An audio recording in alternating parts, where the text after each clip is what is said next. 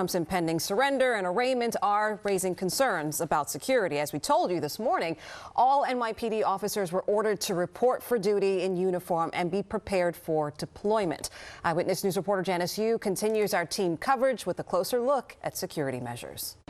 Law enforcement has been prepared for days now. Things like barriers and blast protectors have been outside in front of Trump Tower for days leading up to this indictment. And as of this morning, all 35,000 members of the NYPD were required to show up for work in uniform, ready to be deployed. The NYPD gearing up in preparation for any unrest, a day after a Manhattan grand jury voted to indict former President Donald Trump. You're going to see the NYPD in all of its complete full effort. As of Friday morning, all 35,000 members of the NYPD are on duty, in uniform, and ready to be deployed throughout the city. Robert Boyce is a former chief of detectives for the NYPD, and he says members of the department are paying close attention to key spots throughout the city, like the office of Manhattan DA Alvin Bragg, the federal courthouse in Lower Manhattan, as well as Trump Tower. These places will be really tightly monitored through aviation and rooftop observation posts.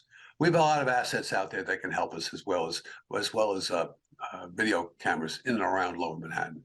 So I don't think anything close to will happen as what happened on January 6th. A massive undertaking, not just for the department, but for federal agencies like the FBI and members of the Secret Service, who will be traveling with and escorting Trump.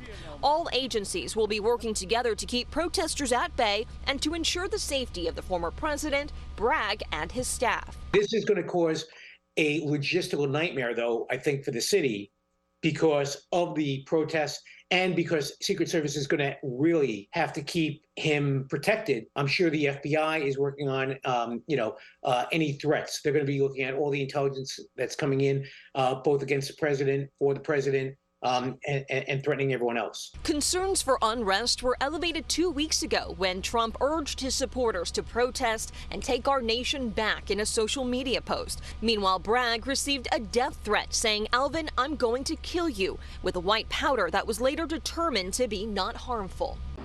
It's important to point out authorities say there is no credible threat at this time, but of course all of this is being done in preparation in case something should happen.